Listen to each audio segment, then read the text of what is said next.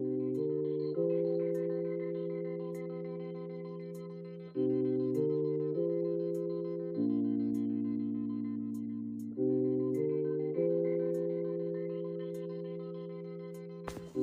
ain't gonna like this.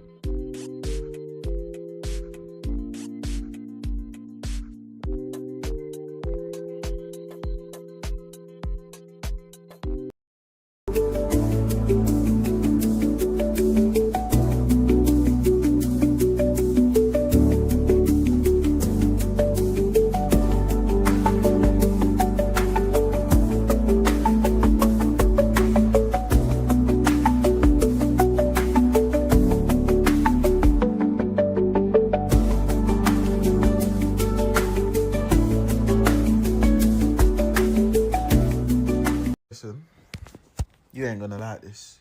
What? And I have to record. I need to see your reaction. So do you know why Arsenal are taking long about Gyokeres? Yeah. Do you know what happened today? No. Arsenal pulled out of the race for Gyokeres because Tottenham are hijacking the move. Liar, blood clot. I swear down. I mean, sir, I swear down. liar, Big man. but I have to talk go. I have to talk go. Calm down, listen. I mean, Listen. no, listen to you, blood. I have to talk go. I have to go. Listen, though. Bumbo clot. I have to talk go. No, listen. No, I get nothing from you. No. There's get more. nothing from There's you. more. There's more. No, I get nothing from you. There's more. What? There's more. Can you sit down, please? Sure. Please, can you sit down? Sit down, what? Please, can you sit down? Sure. Listen, don't get Larry with me because I'm not the one. Do you get it? But We're interested in another striker. What striker? What striker? Guess. But I want to get you, no, I get nothing more, blood. So if I said it was Isak, would you be happy? Is that? Yeah, but Isak? it's not. It's not. It's Chelsea's Nicholas Jackson. We're interested in Chelsea's Nicholas. Another Chelsea reject. Another bomber clock Chelsea reject. So how do you feel about that? Next season, you excited? Listen, I don't mind. I don't mind Nicholas Jackson. No, sir. I get carry myself, blood. Get carry. I get carry myself. Right, I get carry Yeah, but myself. Spurs have signed him. Yes, yes. Spurs have agreed. I mean Spurs. Spurs can't sign him. They signed him. Spurs can't sign him. Sign what? 70 mil. Liar, 10. 70 mil. So we couldn't pay that. Why we couldn't pay that? We don't have the money. I mean, I have the money. We spent it on Madueke. But I want me could not pay for that. Me could not pay for that. I mean, I have the money. Me could not pay for that. Fuck you, right, chat, bro. Me know I get nothing from you, but I mean, I need nothing from Arteta. Bring back Wenger. Chat. Bring back Wenger.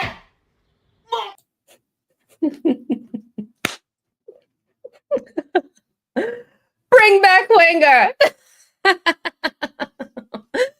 Guys, what's up? Make sure you guys are liking the video, subscribing to the channel. It is another live Chino's Arsenal. Looking at the internet connection, it looks a little dodgy this morning. So hopefully it's not too bad and it settles quickly. But yeah, make sure you guys are liking the video. Subscribing to the channel. Yeah, we have stuff to kind of discuss. But let me know what you guys thought of that video, because I saw it last night and I was laughing so hard. Like, it was just so funny. Like, you just when he said another blood cut chance reject. It's just so funny. If you can't laugh at that, you need a sense of humor. It is funny. It's very funny, right? And sometimes we need a little chuckle to get us through the day. It is Friday, and Noni has been announced. So that's done. They've also, funnily enough, leaked the mascara pictures. Whoever did that, you probably got bitched at, but it was maybe an honest mistake. But we know the mascara kind of announcement is going to come sooner rather than later. And then the Gyokeres situation.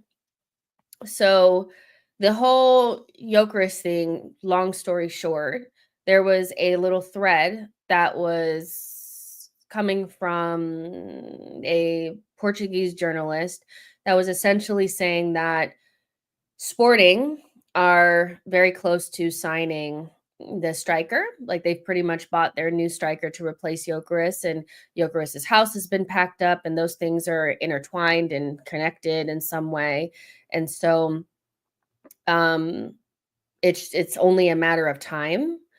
It's a little annoying because it's like, idealistically, we would have wanted Gyokeres in like right away for preseason, and this is going to drag because we're probably not going to get a here we go today, and who knows through the weekend what's going to happen. Even if we were to get a here we go this weekend, like let's say on Sunday, it's going to take 2 weeks for them to just announce him. So we'll be really like in the throes of the preseason. And I don't know about you guys, but it's not just about this, but I kind of want to see new players in preseason. I know that we've bought players, but it's kind of like you want to see new attacking players. I think at this stage, the only player that we're going to be probably seeing huge amounts of minutes for right off the bat is Zubamendi. And it's like, and I love Zubi, don't get me wrong, but it's like Nani's not even going to be there at the beginning of preseason. He said that he's going to take about 2 weeks break, which means we'll probably not see him until the Emirates Cup. So it's kind of like we're going to be watching the same thing. And of course, I love our players to death, but you want to see something new in preseason. Other teams have gotten their signings in. And so when they're starting preseason, they're going to be able to see like their new players. And so it's a little bit disappointing that we haven't been able to get it done, because you just know Arsenal takes so long to just announce the signing and it's not even done yet. So I wouldn't be surprised if he didn't make it until like maybe the last game of our Asia tour. It just takes so long for Arsenal to get things done, so, and I don't blame them for everything that's happened with Sporting have definitely slowed things down, haggling over the add-ons and then wanting to get their striker in and pretty much ready to go. And so they're just kind of holding everybody hostage right now. But we spent a lot of time on the Sesko thing, and maybe if we hadn't spent time on Sesko, then this would have been done a lot sooner, but that's neither here nor there. He needs to be in for preseason. I'm sorry, but I really don't want to see Martinelli, Havertz, and Saka in those first couple of games, because I kind of spoke about this with Deluded, but we have such difficult games at the beginning of the season. And so I want as much firepower as possible. There's an idea that maybe we could catch some of these teams cold, but they may be catching us cold. And so I want to see like new attacking talent. We know we need that in those first couple of games. Some of our most difficult games are actually in those first 10 games. Away at Newcastle, away at Liverpool, City at home, so this isn't really like an ease into the season type of thing for us. So you'd want Gyokeres ready to go. I mean, I think the reason why they wanted him in early on in preseason is because he hasn't played in our league and he hasn't played in our system. So Sporting are really just holding us up here. I'm hoping that he can be a part of the Asia tour. And we can I don't even care about the announcement and the interview and all that kind of stuff. Just get the deal done, pack his shit, get him to Asia and just put him in the first game. And then it's announced.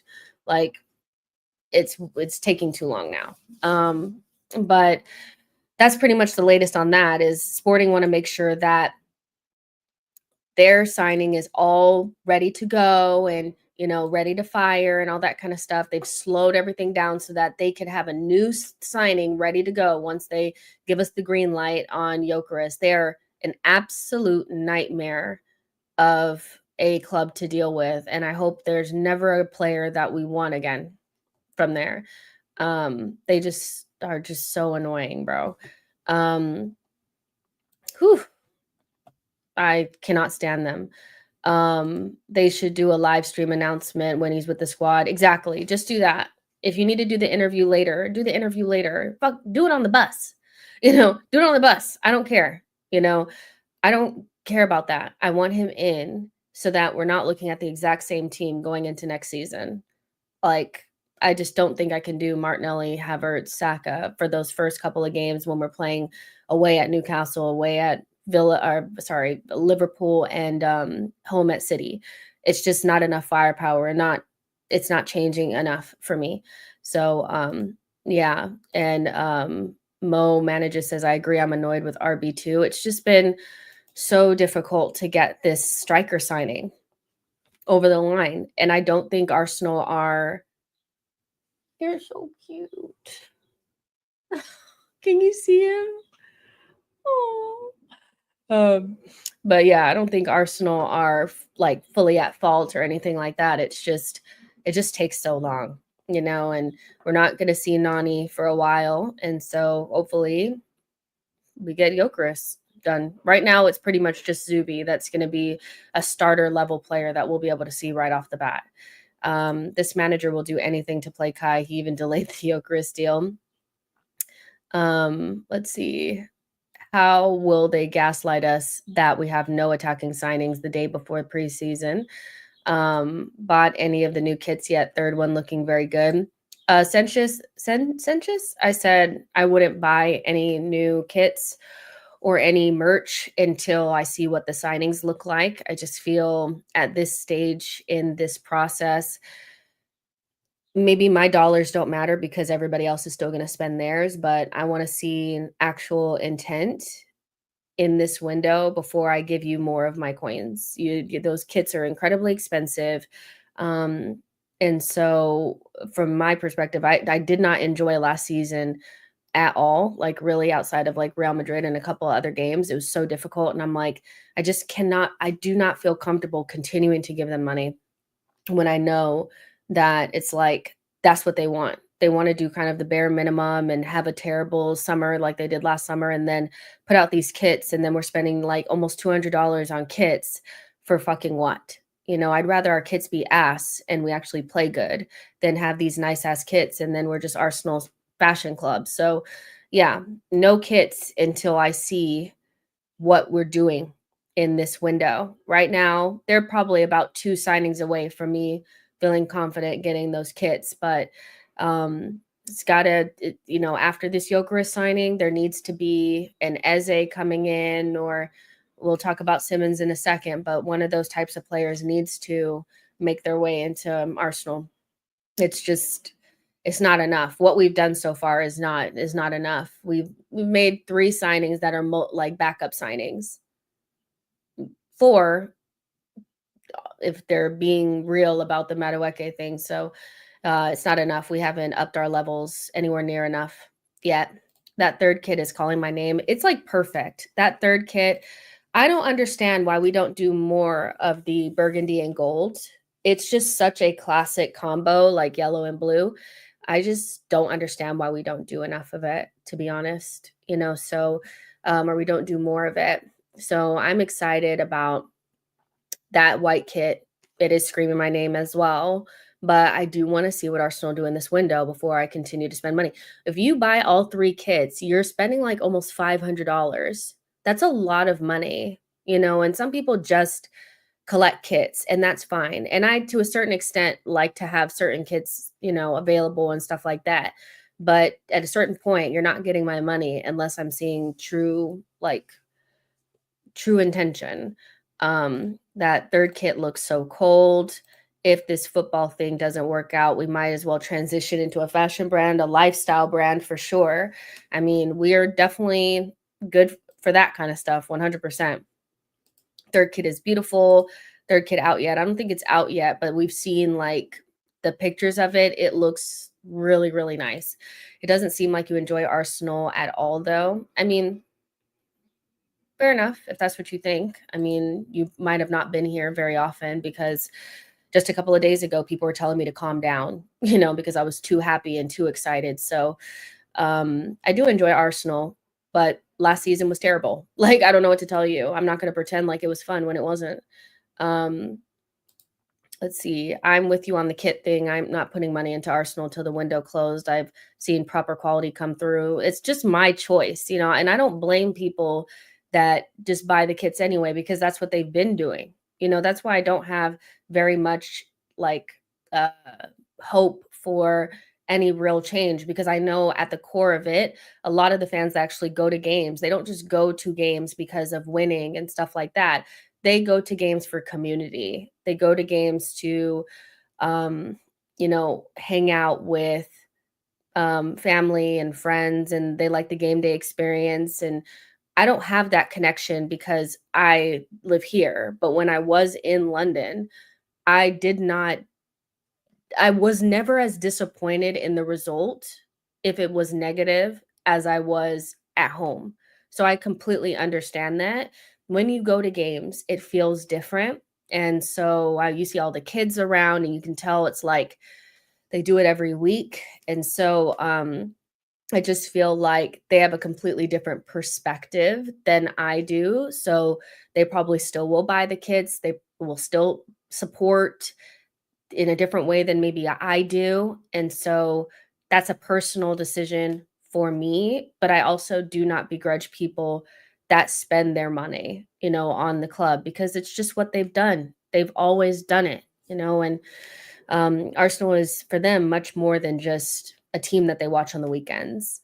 What are the odds we are done signing attacking players after Gyokeres and Noni? I mean, I don't really know. I think that Arsenal are making it seem like they want to bring in somebody else like a Eze or Simons, but you know, Arsenal tend to have a little bit of like the bait and switch where they talk a big talk for a long time, and then all of a sudden they say, "Oh, well, we couldn't sell anybody, so we're done actually." You know, so I can't really give an odds. You know, right now they're making it seem like they want to still be active in this window, but they already kind of started to drip feed the, well, might need to sell. And once we kind of get into the needing to sell kind of part of the window, it usually means that the buying is going to slow down because our ability to sell is quite poor. But that's where Berta needs to be the big difference maker. I don't think we can afford to be done in this window right now. We haven't done enough, you know, just to put it quite frankly, you know, so they still need to bring another attacker in. I'm not buying merchandise till we win a trophy. I don't care if it's the League Cup. Made a promise to myself when I bought the hoodie last season, and I respect that. Surely we need another attacker after Noni and Gyokeres. That's what they said, right? That's what they said. But you know, Arsenal's word is not always their bond. You know, so now the left wing only comes in if we sell Martinelli, which essentially means we're not getting a left wing. You know, they're not going to sell Martinelli. They're not desperate to sell him. I think you have to put a player on the market and say, start to find another club, but they'll never do that to somebody like Martinelli. It's like kind of, they're wishy-washy with it, you know? So left wing is most likely not going to come in. I don't see anybody coming in with a big bid for Martinelli. I think the trickle-down effect for the dominoes for Martinelli was if Bayern decided not to go for Luis Diaz, but they are going to go for Luis Diaz. They're going to get him. And so then there won't be a need to go get Martinelli. Barcelona can't afford him, and he probably doesn't want to go Saudi, so that left wing is probably going to end up being Martinelli. And then hopefully we still get that versatile 8/10. If they start to talk about not being able to have the money because they can't sell Trossard, then here we go, but yeah, goal scoring creative midfielder next. They need to go get that player in. If you can't sell Martinelli and get a left wing, you need to sell Trossard and get that 8/10. Martinelli and Trossard for another year is pretty much like a stamp of we're not winning. Like, they're not good enough. And they're good players, but they're not good enough to lead us to where we want to be. So yeah, we need that goal scoring creative midfielder that can kind of play on the wing as well. And that's where, Eze versus Simons comes in. It'd be really interesting to know how you guys feel about the two players, because we've spoken about both separately, but not as a either or, like who would you want instead of who. Fabrizio Romano had said that Arsenal spoke to Simons and RB Leipzig earlier in the window. And so both Chelsea and Arsenal have interest, and he wants to leave. Listen, I would say this, that all that really means to me is that if Chelsea go get Eze, we go get Simons, and vice versa. Having two options available means that Arsenal need to find a solution to get somebody through the door. I like both players. I've actually bought into this Eze thing, so I feel like I still want to go through with Eze. I think Eze fits us the best, and he would make me the happiest, so there's that. But I think Simons, like, when we really get down to the bare bones of it, Simons is a player that is better than what we have in those positions, so I'm not going to say no to Xavi Simons, so yeah, I would take either. And I think that just makes less of an excuse for Arsenal to be like, oh, well, couldn't, do the release clause for Eze, so can't do anything. Take your ass to RB Leipzig and offer them 50 million for Xavi Simons. And the difference between Simons and Sesko is that, one, Xavi Simons is desperate to leave. He's already basically made it known that he does not want to stay, which, Sesko was pussyfooting around it. He was, no, I could stay, I could go, whatever. But Xavi Simons is like, I'm wanting to go. And they've already lowered the fee, so they started off with high hopes, like they always do. And then now they're like, oh, well, fuck it. We need to put it down to like 50 million. 50 million for Xavi Simons, in my opinion, is a snip. And so if we can't afford the release clause for Eze, you go over there and you offer a good fee for Xavi Simons and ride off into the sunset. There's no reason not to get a creative midfielder / winger / versatile attacker that plays on the left. We need that. What we have over there is not enough. Arthur says, where do you see Merino? Exactly where he is. I think Merino is going to be the third option in every position in which he can play. And that's where he should be. Behind Rice should be somebody like Xavi Simons or Eze. Behind Odegaard and Ethan, he's fine as the third option there. He's also okay as the third option at center forward, which, sorry, like the wind is blowing and stuff and it's changing like the lighting. But if you have Gyokeres and Havertz and he's the third option, that's fine. But I do feel like Merino has a ceiling in our team as a squad player. He is a Norgard type of player where he's just a filler, and that's unfortunate that we spent so much on a filler player, but it was just a sideways move. And I don't know if it was to, make the Zubamendi deal easier or what. I really don't know what it was, but ultimately he is the third option in every position in which he plays, and that's fine. He is a squad guy, and that's it. We need a left wing, and all we're linked with is number 10s. Well, we're not going to get a left wing because the only way that we're going to get a left wing, according to Arsenal and reports around Arsenal, is if Martinelli goes. They don't have the same, I don't know if I want to call it ambition, but they don't have the same idea of squad building as other people. You know, other people, you know, I think other clubs don't have a one in, one out policy. And we definitely have a one in, one out policy. The only way you can get another top left wing is if Martinelli goes. You know, that's just the reality. Once you say that, then you're basically saying, I don't want to get a left wing. You know, so yeah. You're not Martinelli, nobody's knocking down our door for Martinelli. So you're not getting one. They're too comfortable with him. And it's going to be another season of how are you going to unlock this guy? I will not be there. Let's see. Still suspect we buy Sesko, Rodrigo, Simons before the window shut. Merino disrespect. You're wrong about Merino. I don't necessarily think I am, to be honest, because you know, we wouldn't be looking at Eze or Simons if they viewed him as a bigger part of the squad. You know, technically, if you spend that amount of money on Merino, then you would trust that he would fill that position as the backup to Rice at the left center mid, or backup to Odegaard at right center mid, which those are his positions. He is an 8. He's not a 6. He is an 8/10, right? He's not a center forward either. And so we wouldn't be going after Eze or Xavi Simons or telling Ethan that he's going to be Odegaard's backup if they saw him as any more than the third option in all of those positions. I'm just reading between the lines. Arsenal is telling you that. So you telling Arsenal that they're wrong? You're not going to get Eze or Xavi Simons as an 8/10, and they're going to be behind Merino in the pecking order. You're not putting Ethan on a big contract and telling him that he's going to be Odegaard's backup if they view Merino as a better option than him. So it's not about disrespecting Merino. He hasn't necessarily made us any better. That's why I'm saying that he's a sideways move. He's a squad player. You know, he's somebody that has filled a role, but he's definitely not somebody that's lifted the levels. And that's clear because they want to go out and buy somebody that plays in his position.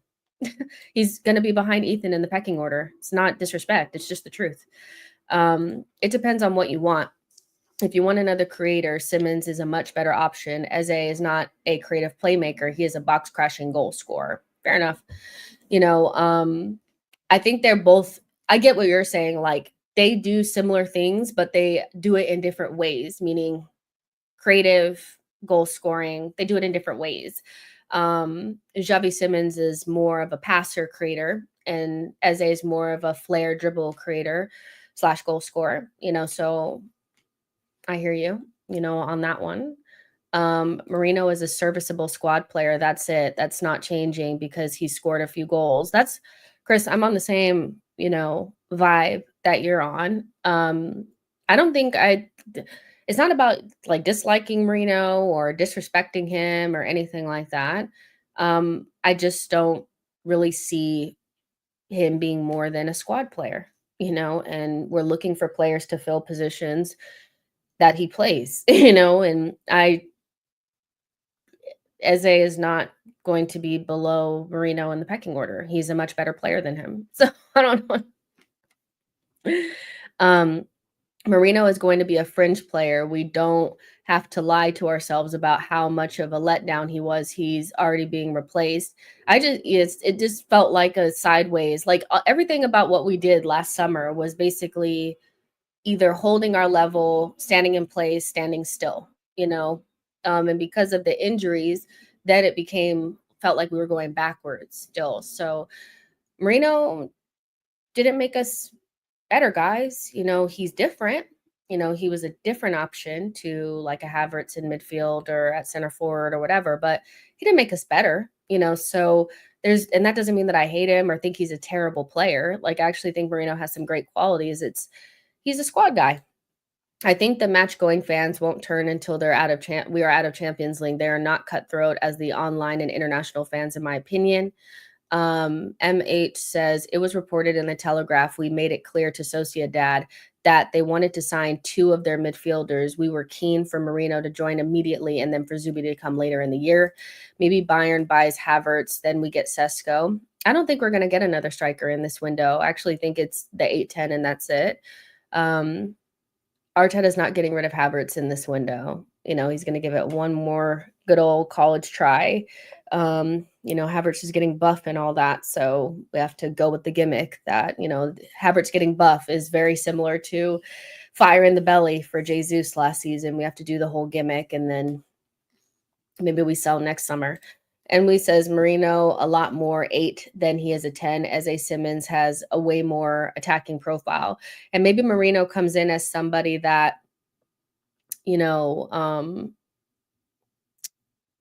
gives us a different look, you know, if, you know, especially if you bring in somebody like Simons, that I think maybe my main concern with him is whether or not physically he can stand up to the Premier League physicality. So, you know, if you want to go, if you're looking at your bench and you're like, yeah, but we're playing away at Sunderland, Newcastle, whatever, and it's about to be a tough day out, maybe you don't sub on Ethan, or sorry, not Ethan, Xavi Simons, maybe you do Merino. So he does give you a different look. Again, he makes you different, not necessarily better.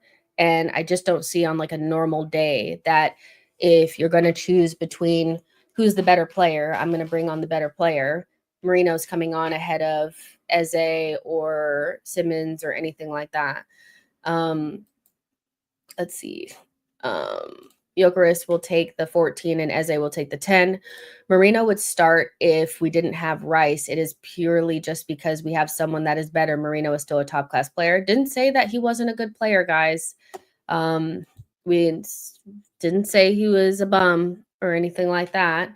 And saying like, well, he would start if we didn't have Rice. I mean, but we do have Rice. And so it's kind of like, I guess my question to you then, Dave, would be, why are we looking for a player that plays in Merino's position if he's more than good enough to be the next player up if Rice is not playing then? Merino is our second best striker. That's the insanity of the squad building.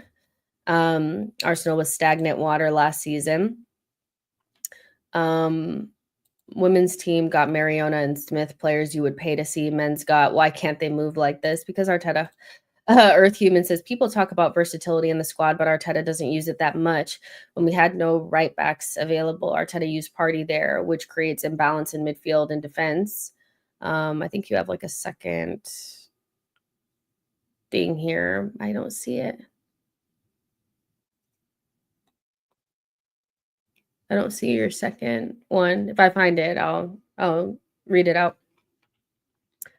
Why are people complaining about Merino? We wanted squad depth for competing in multiple comps. We have that now. Of all people, Merino is one people complaining about. It's not even about complaining. I didn't complain about him whatsoever. I said that he will be a part of the squad. So I think the problem is that when you don't blow smoke above any of our players' butts, like, it doesn't matter. It's like, so you hate him? It's like, no, I don't hate him. And I don't think he's crap. I never said not once that he was crap. I'm just saying that if you get Eze and or Xavi Simons and you've given Ethan the license to be Odegaard's backup, which has been reported multiple times, we don't have to pretend like that's not what's actually happening, then Merino becomes the third option in the 2 positions that he probably would play naturally. And that's, I mean, I don't really understand like what the big deal is here.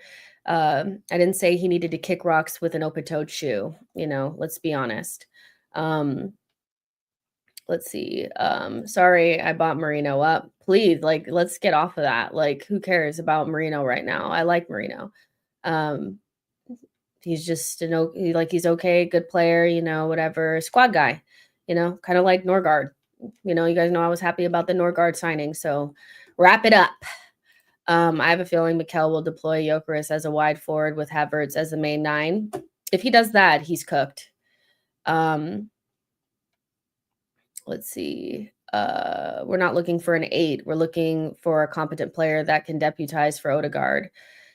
So you haven't read any single report from Ornstein or Gunner Blog or Charles Watts or Ben Jacobs or Fabrizio or anybody. You haven't read any single report then, because that is a thought that you have in your head based on a result that you want.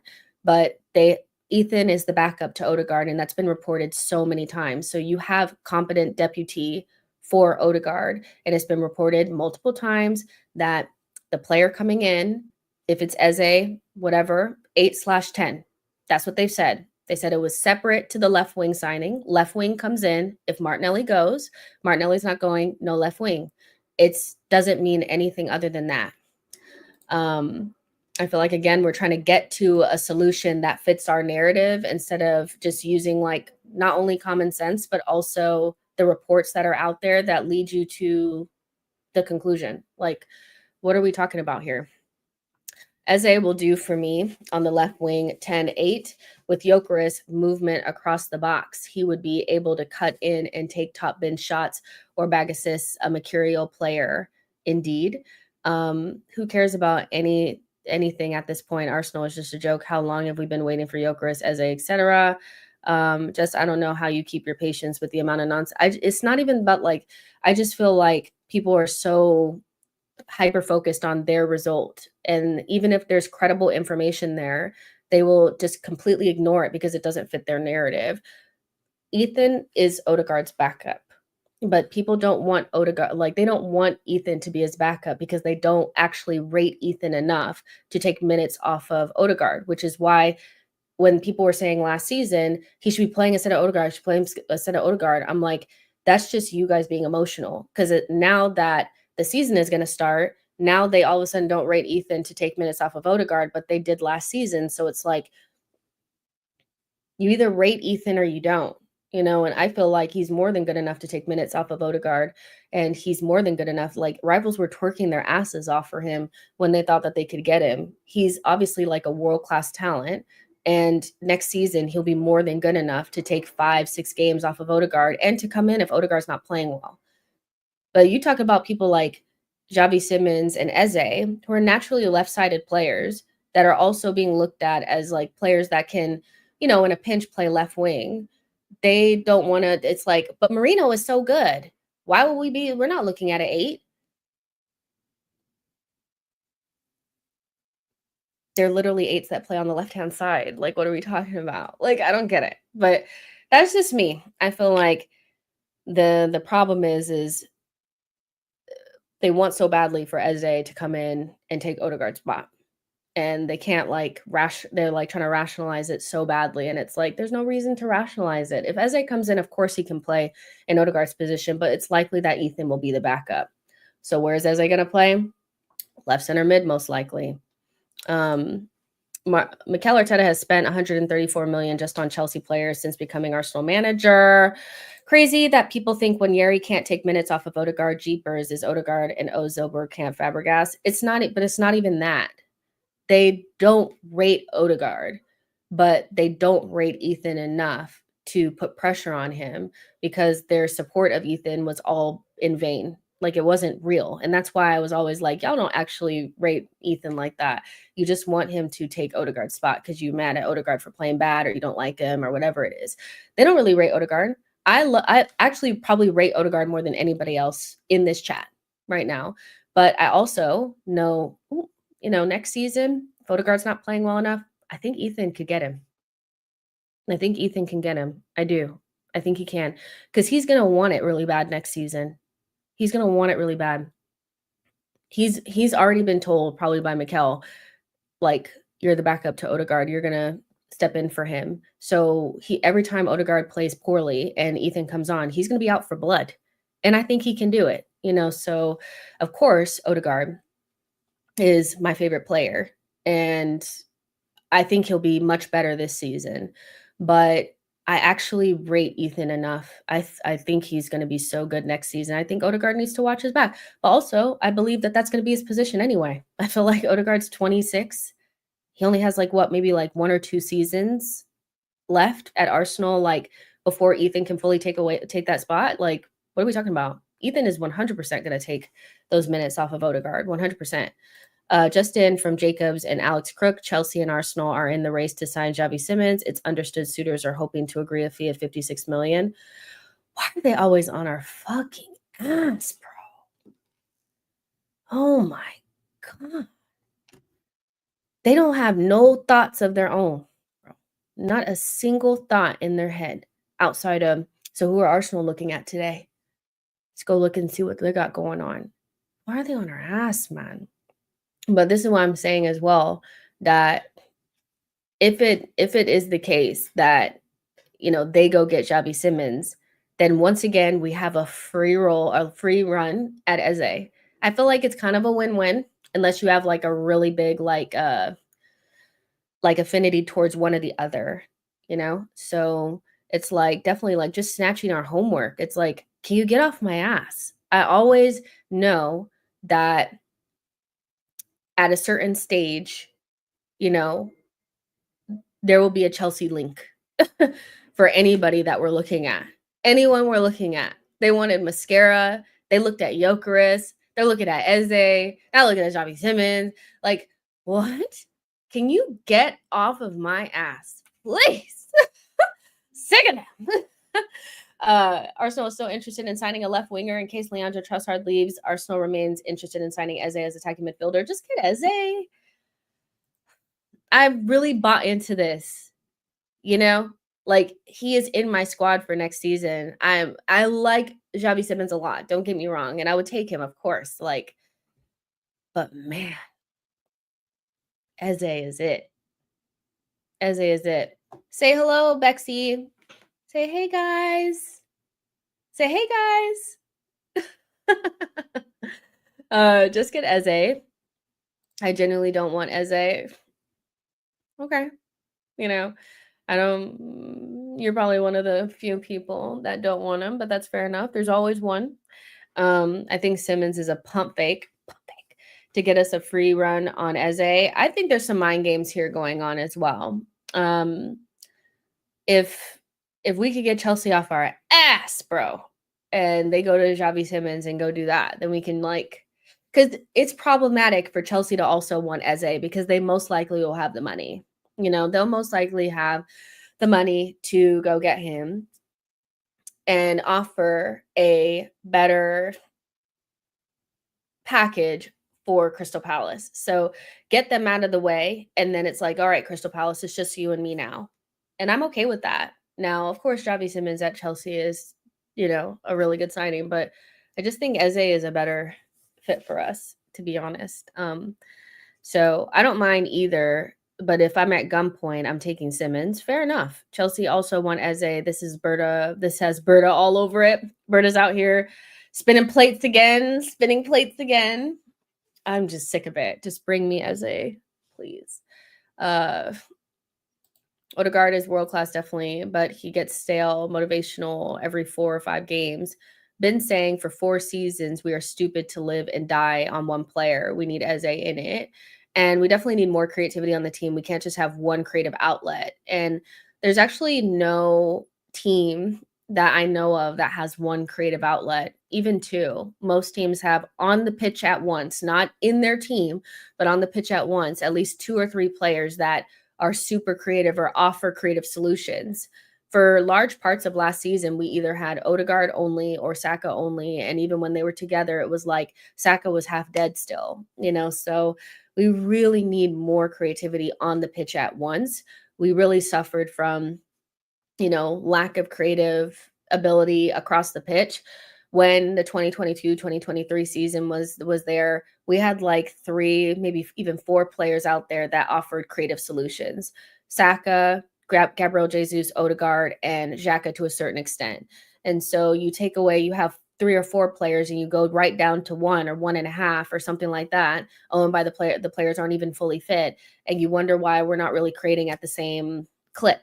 Even at 2022-2023 season, Odegaard was really, really good. He had a fantastic season, but he wasn't doing it on his own, you know? So I don't really know of any teams that live by this strategy of like, all right, we're going to have just like one creative player out there at once. And actually, we're only going to have one in the squad as it is. Having more creative players, I think we need even more than just like whoever the winger is. If we ever got a winger, got our finger out of our butts and actually went out there and got a good left winger, I would love that player to have creative instincts as well. That's why I was really, interested in Rodrigo. You have like a Rodrigo type left wing plus Odegaard plus, Saka fully fit plus another player maybe that you can bring off of the bench too. And we're not having the same struggles, that we had in past seasons, Some of you, forget that Xavi Simons bullied Xhaka and Party in the 22-23 season when we played against PSV in Europa. Were they even on the pitch? I thought we had like a really rotated squad in that game because I remember Rob Holding being out there. Odegaard has to deliver this season or we need to bin him next season. He'll probably be fine. Lack of creativity. It's all on the manager. Can't wait for him to leave. I'm in love with Javi's teammate, Nusa, and we should go for him as well. Thoughts on Nusa, please? He's probably 1 year away, if I'm honest. He was out for large patches of last season with injuries, and so I'm not quite sure that it's right for us he's right for us as like an upgrade, which I think that's what we need, to be honest. I think if we get a left winger, it needs to be a big signing. It can't be, if we were to get like a young player, it would need to be somebody ready to take that next step. And I think Nusa is probably 1 season away, if that makes sense. So, I'm not against getting like a Barcola type pre-PSG, but he was ready to take that next step. I think Nusa needs 1 more season at RB Leipzig, maintaining his fitness, but he's incredibly talented, so it's not like I think that he's ass or anything like that. I think he's really good. He just probably needs 1 more season playing consistent minutes and stuff. Let's see. If we were more direct and physical now with our set of players, so Odegaard doesn't really touch our best 11.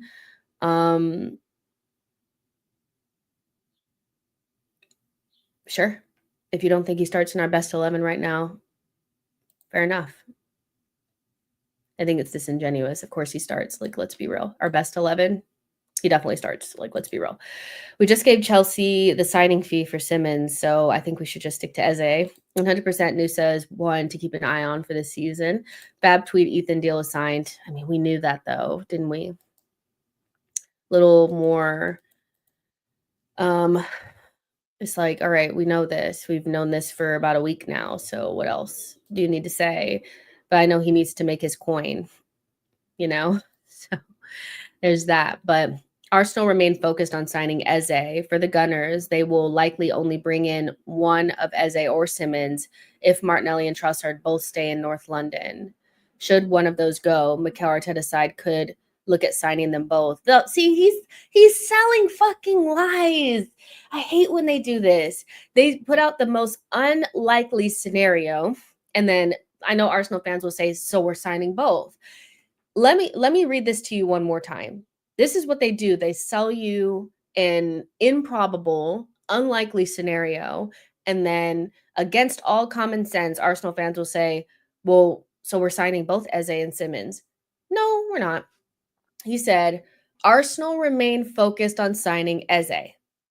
For the Gunners, they will likely only bring in 1 of Eze or Simons, likely bring in 1 of Eze or Simons if Martinelli and Trossard both stay in North London. So if both Martinelli and Trossard stay, you get 1. 1. And the likelihood right now that both of them stay is high. Incredibly high. Nobody is knocking down our door for either one of those guys. Should one of those go, Mikel Arteta's side could look at signing both. So that's like could look at signing both. Because I don't want anybody in the chat sitting there doing up so we're signing both. Probably not, And here's an unpopular opinion for you. I actually think if we end up selling Trossi, he's the most likely to go at this stage. And we want to bring in anything else after we bring in Eze or Simons. It needs to be a true left winger. True left winger. Balance that shit out. True left winger. True left winger. All right. I think I would prefer, I'm reading it was Ben Jacobs' tweet. But personally, I would prefer if we got like if we got Eze, then we went out there and got an actual left winger. I would prefer, instead of getting Eze and Xavi Simons, to get Eze or Xavi Simons plus like a Leao. And you know that means a lot. That means a lot coming from me because I'm not a big Leao girl. But we need another winger. We need another winger that plays on the left-hand side. True winger, you know. So I think that would be a better chance. That would be a much better balancing of the squad than having both Simons and Eze who kind of do a similar thing and still not having an upgrade at left wing as a true left wing, right? That's what I would do if I was Arsenal. And that's my unpopular opinion. I know some people will be like, just go get Eze and Simons, but I feel like in terms of balancing out the squad and making sure we have the right profiles across that team, that would probably be better. But listen, what do I know? You know, this club isn't signing Madueke to be Saka backup. We aren't getting a pure left wing. Yeah, but we don't need more than one number 10 outside of Eze either, you know. So it still would make sense to bring in an actual left winger because you haven't done that, you know. So you will have filled the requirement of bringing in an 8/10 if you bring in Eze, but you haven't filled the requirement with Noni, even though because it's an idea. So yeah, and again, at the beginning of the window, they said if one of Trossard or Martinelli goes, we get a left winger, you know. So it still makes more sense. Eze is Prem proven. Xavi may take time to adapt to the Prem. Plus, Eze is a former AFC player. The narrative would be sweet. Homegrown player returns to boyhood club. If we sell Trossard, we'd need a left wing just from numbers perspective. I think we'd need a left winger and not another 10 if we already have Eze, right? And so I'd prefer, even as me, Jessica, not the biggest Leao fan in the world, would prefer that. I'd even probably just about prefer, no, I'm not going to go that far. I'm not going to go that far. Just get a left wing. Just get a left wing. Just do that. Madueke is better than Rodrigo and Gyokeres combined because he has played in the Prem.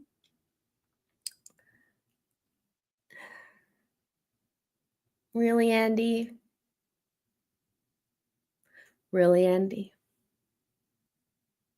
Madueke is better than Rodrigo and Gyokeres combined because he has played in the Prem.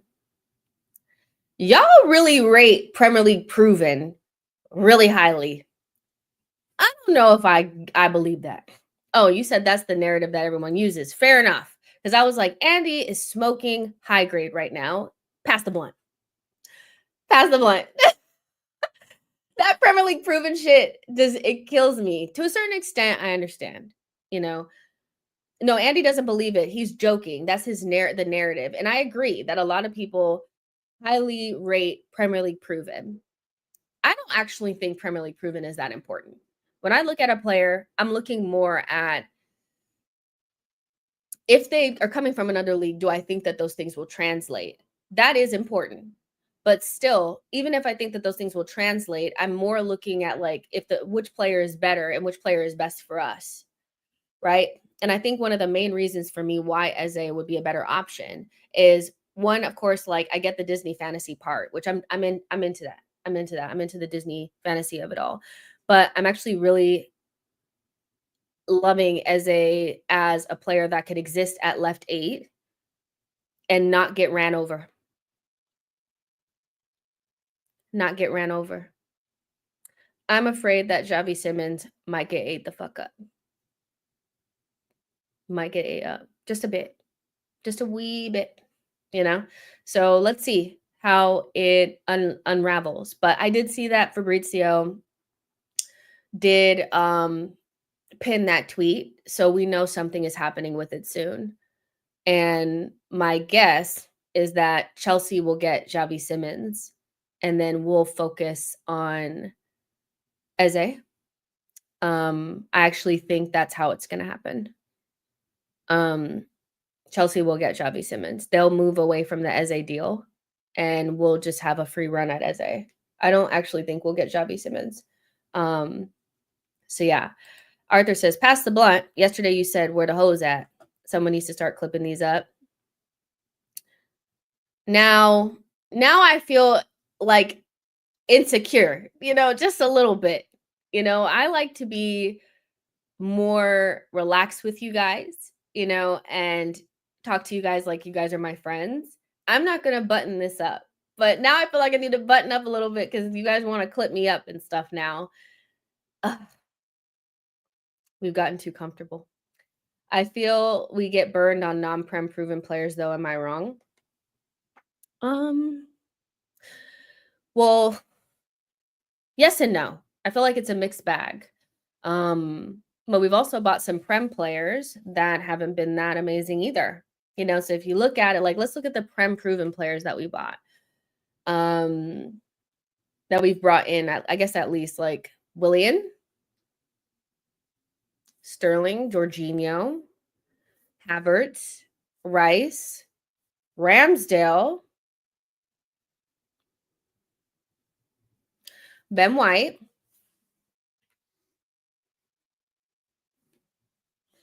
that's it, right? It's got to be more than that. But those are the ones I got off the top of my head. That's a mixed bag right there, baby. That is a mixed bag of prem proven players in terms of, I don't think any of them flopped heavy, but some of them were definitely less successful than the others. Now you do non prem proven players. Oh, we got Raya as well. Raya was a slam dunk. Timber. Saliba and Gabrielle. Tommy definitely was not up for it physically with the injuries, but that was a good player that did well in the Prem.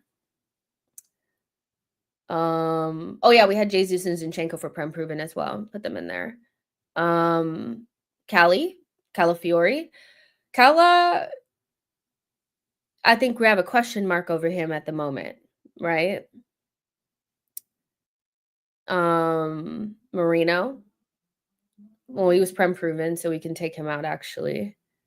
Odegaard did good. Thomas did good. Granite did good. Those are all non-prem proven. Well, Granite, question mark over him, but so mixed bag there. I think it's Sambi and Fabio that stand out. Maybe Nuno as well, that stand out as like they flopped, right? But they're also pretty cheap, except for Fabio. So yeah, and we haven't really bought outside of the prem up front, really, to be honest. So it's mixed on both sides. I think the level of floppage for the Premier League players is a lot less drastic as the non, because you have that Fabio, Sambi, Nuno trio that really did not do well, but it's really not like Ryan, Sterling, and Willian and them guys was pulling up trees either. So, I think it's mixed. You guys are saying I'm lagging. Give me a second.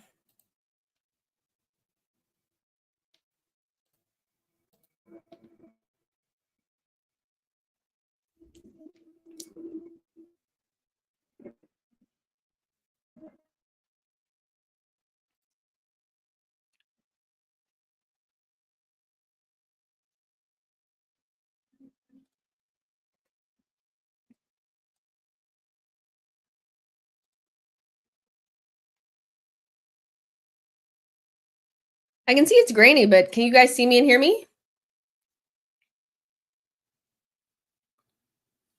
Let me know if you guys can see me and hear me, at least a little bit. Okay. Yeah. Okay. So we're kind of back a little bit. Okay. Dio, what is this? What is this? What are these? What are these? All caps on a Friday is crazy. You're pissed. What a shock. Never would have thought that. All these prem proven merchants turning a blind eye to Havertz. Criminals. I think the range of floppage is just so much bigger for the non-prem people, but equally it's like how many actual like people that were highly rated from other leagues did we buy and they flopped? I guess that would be my question. Is we got Nuno and we knew when we got Nuno. I mean, he had dogs licking in his mouth when we bought him. Let's be real. You know, he was getting ousted by Benfica or wherever he was because he had a bad attitude. And we got him for like 6 pennies, and it was definitely a punt. Sambi, he came from the Belgian league off of the, you know, from company saying that he was good, you know, and he actually ended up not being that good. And then you had Fabio. So, yeah, I think, you know, the none of those players came with any sort of pedigree. Maybe Pepe was the only one that came with an actual pedigree, but that was pre this regime, and also he had one good season. So the biggest thing with Pepe is that he still, when I say came with pedigree, I mean is a player that like almost everybody rates. You know, I guess that would be the way that I would describe it. Not off of one good season. Pepe had one good season. We bought him off of like a magic season, and we paid the price for that because he couldn't. We couldn't. What's the word? We couldn't deal with that. Abba was a success, a resounding success, to be honest. Came from a different league, rated by everyone, lots of pedigree. That went really well for us. Different regime as well, but that went really well for us. So I think it's mixed. We still haven't brought in somebody with, in this regime, in my opinion, somebody with a lot of pedigree, multiple seasons at the highest level, that we brought in and they've just flopped at our club. So yeah. Let's see. It goes both ways. People forget. I'm lagging again.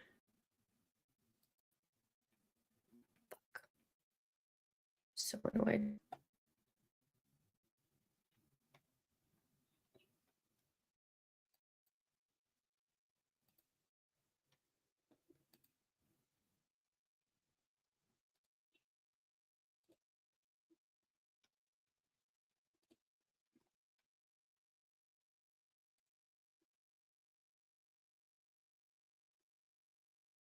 I think I'm back now. Said it goes both ways. People forget Dennis Bergkamp was an epic flop at Inter, came to us and left the Prem a legend. True. Resounding is a bit much when in his last season he missed a penalty on the lane that gave Tottenham 4th and we finished 5th and did absolutely F all in Baku final. He was good. That's it.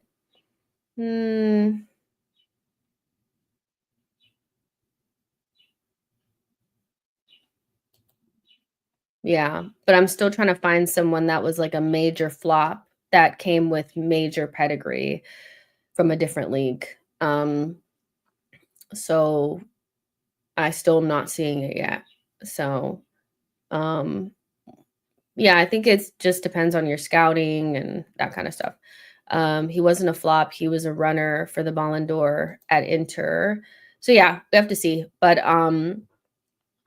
let's see. Pepe was a money laundering scam.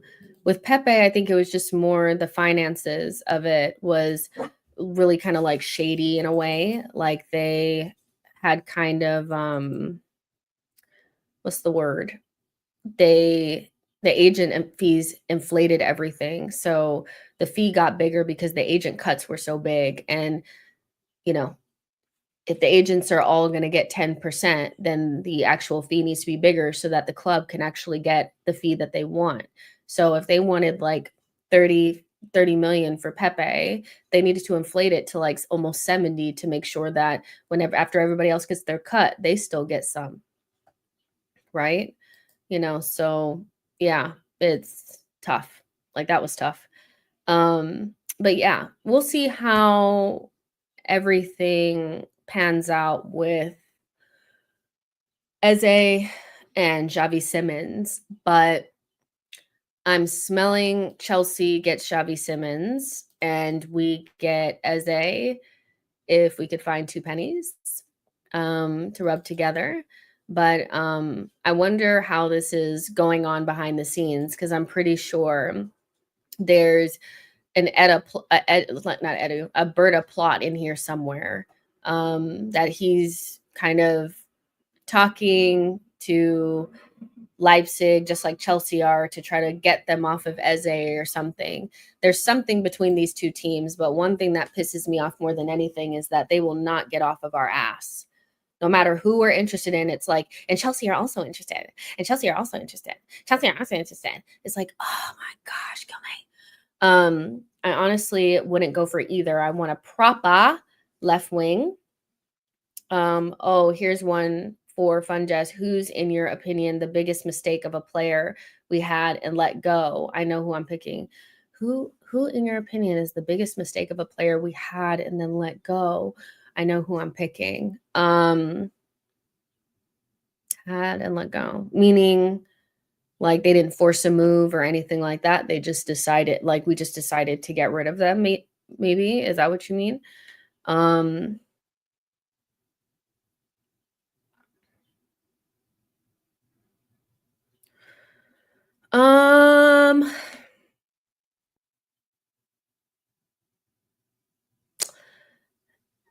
really trying to think.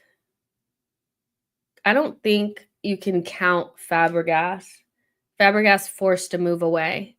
We didn't just let him go. He forced to move away. It's different.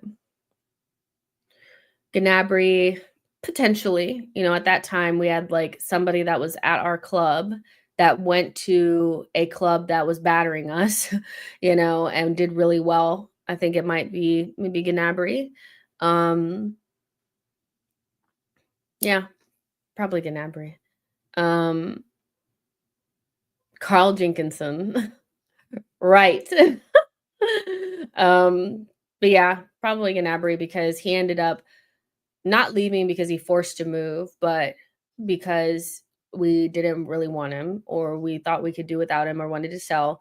And then he ended up going somewhere and performing at a high level because people forget how good Gnabry was in his prime. Like obviously he's older now, but he spent his prime age years at Bayern, in a good Bayern, winning things. So maybe Gnabry. I would say honorable mention to Adebayor. I know that it ended up collapsing in a really negative way, but that was an Arsene choice that he chose Van Persie over Adebayor when we went to a one striker system, and he had just such a chip on his shoulder, and it showed. But I think ultimately, like, we should have kept him, especially since somebody ended up being the biggest snake of all time, never played a full season for us, played one good season and then left and, basically like went to the ops, and then won things with them. So yeah, maybe him.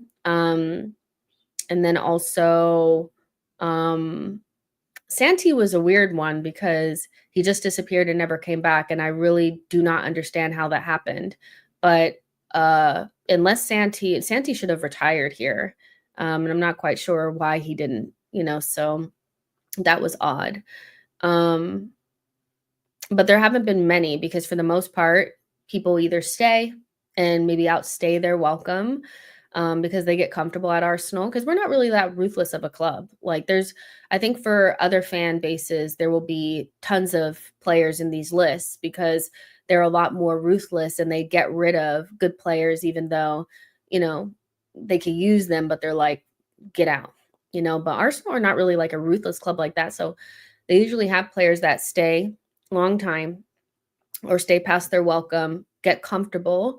So we're going to have very few of players that we just let go. Most of the players that leave us because they go for more ambition.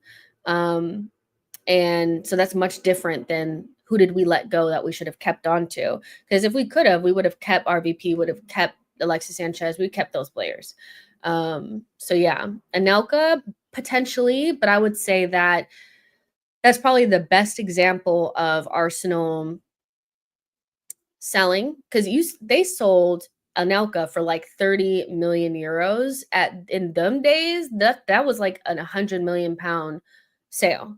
So we sold real good with Anelka and then brought in Henri and didn't miss him a day. We could have had him there as well, but ultimately we won things. And I don't think there was ever a time where we were like, if we had just kept Anelka. So I think that was probably maybe the one and only time I saw our club do something really, really bold and risky. And it actually worked out in our favor, where we sold a big player and like a top player, replaced him with a player that was kind of needed, to change environment and stuff.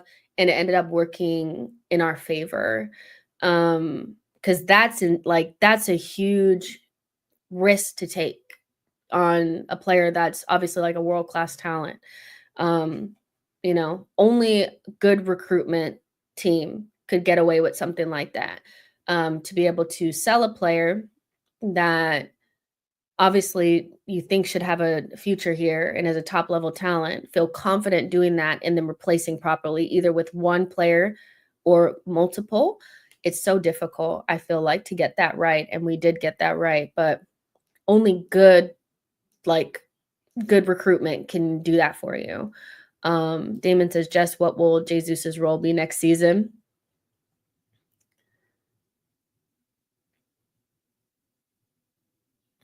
Right bench, left bench, center bench. I don't know. Listen, I actually don't know. I think that he's going to be sold either in January or the summer. So I think the plan is for him to get fit enough to show him in certain games, little minutes here and there, so that we can get a decent fee. But if I'm honest with you, I don't really count him in the depth chart as maybe other people do. I don't, because he's kind of like if he's there, that's a positive. But if he's not there, it should kind of not feel like we're missing him, if that makes sense, because he's just so unreliable fitness-wise. So I think his role will just kind of be getting fit for a sale and being ready if we need him. But I don't really count him. Like if Tomiyasu had stayed, I would have had him in the same position, where if he's there, that's great because that's an extra really good player in the depth chart. But ultimately, if he's not there, I think we have to not feel that absence. And I think right now, we don't feel that absence, but let's see how things pan out. We sold Andy Cole to Bristol City for 500K.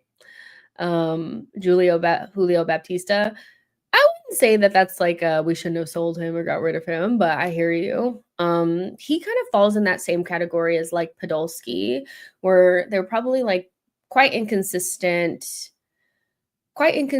inconsistent with a couple of really good attributes that came out every once in a while, and they have maybe a couple of special goals at the club, but ultimately like maybe they didn't hit the heights that they should have coming from such top level teams. Baptista came from Real Madrid and Podolski came from Bayern. So I think there was like these players are going to lift us up, but ultimately and I think like stylistically, neither one of those players fit us, so, but they did play a role, but like, they're not even cult heroes. Like they're just cult. Like, I don't know.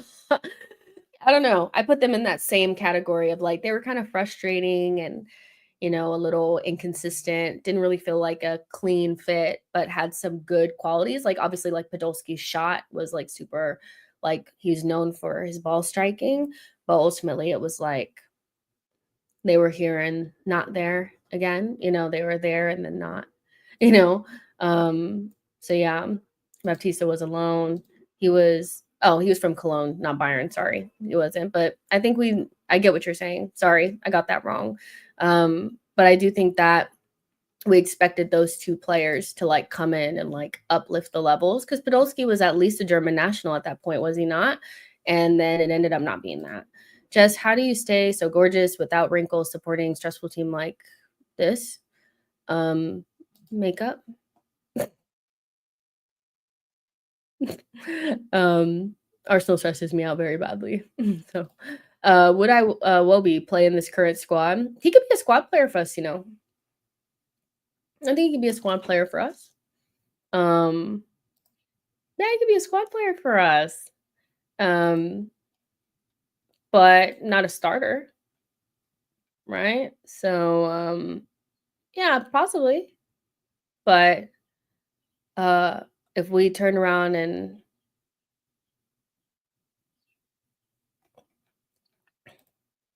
sorry, I just saw the thing that Gyokeres won't be done.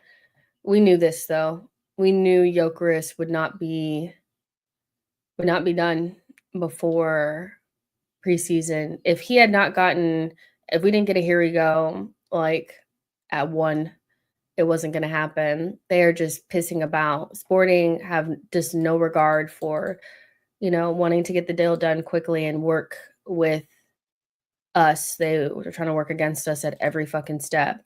So I really don't know what we're meant to do from here, but he needs to be there at some point in preseason. If it starts to drag even longer where we're getting to the Emirates Cup and he's not here, it's just going to be so ridiculous. Like, this should not be a saga. This is fucking insane.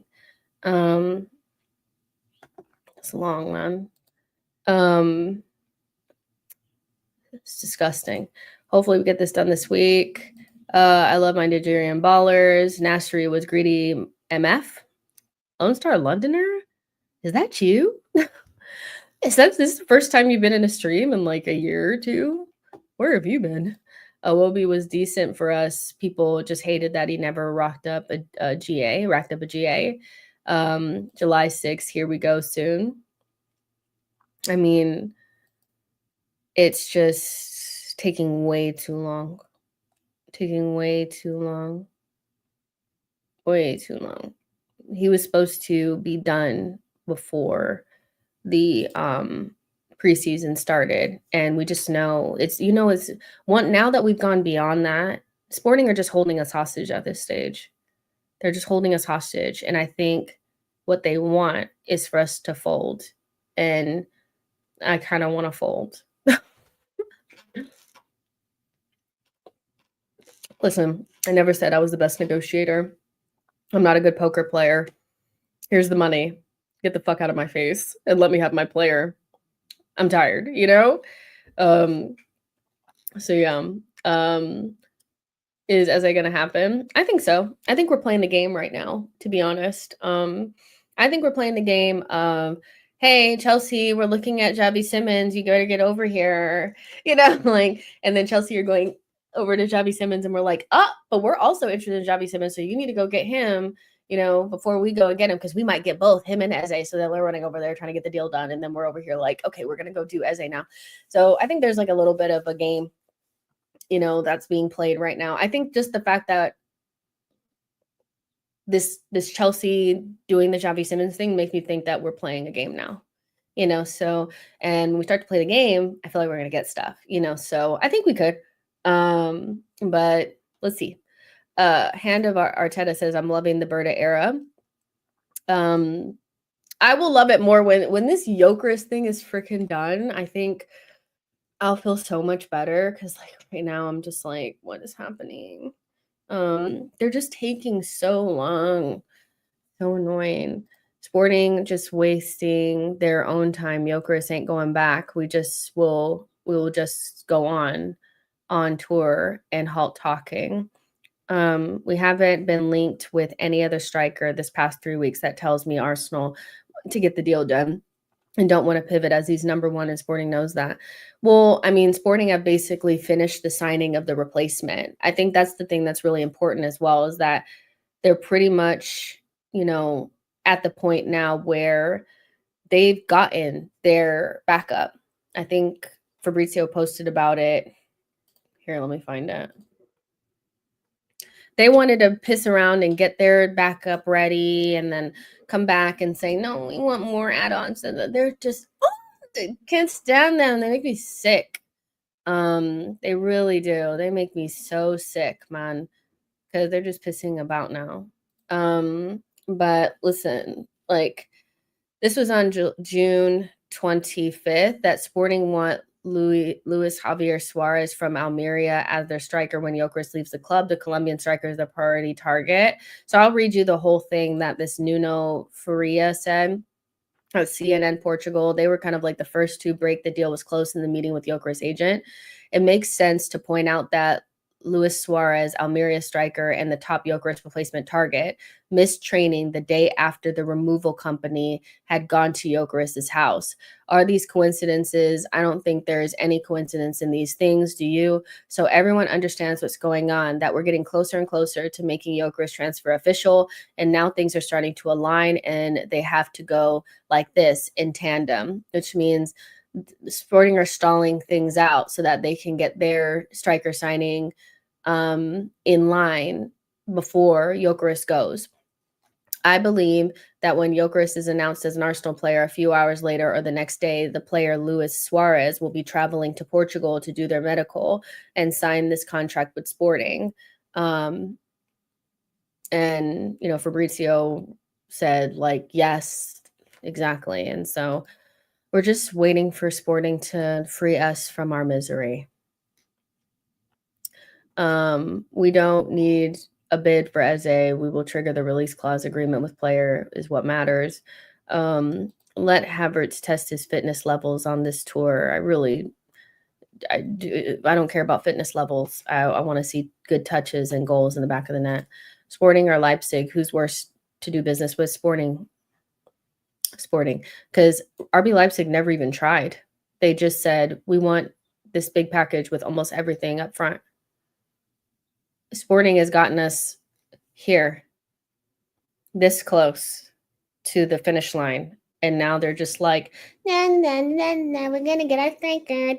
You know, and it's just like, oh my gosh, you disgust me. That doesn't make sense. Everyone knows Gyokeres is going, so they don't have to wait to line up nothing. But it does make sense because a lot of times, I don't know if like, maybe it's because I follow transfers like very closely, but a lot of times with these transfers, just in general, like the deal will get almost done and then like a week will go by and then you'll start to see the other team, like essentially, remember with Manchester United and Mbeumo, that stalled for like another week or two. And then as soon as Brentford lined up the deal for Omari Hutchinson, then the here we go came and then the agreement was done. And so it's actually pretty common that we'll get very, very, very, very, very, very, very, very, very close to the end of the deal. And then the other team that now they know how much money they're going to have. So now they try to get their replacement secured. And then the deal goes through and now Brentford will get Omari Hutchinson. So that happens all the time. Having a feeling Gyokeres will get done by Sunday. I bet you we meet Sporting. I say, John, you understand how the script works. And if we get them, they need to hold 10. I'm so serious. They need to hold 10. Let's see. Abdislam says, first time here, what's going on? We're just chit-chatting about stuff and things, you know, transfers and, you know, that kind of stuff. There's nothing really going on right now in terms of like any bids or here we goes or anything like that. But we have been linked to Eze Simons now, and I just feel it is a little bit of a kind of bait and switch type thing. Almost kind of like how Liverpool and Newcastle were doing the Ekitike thing.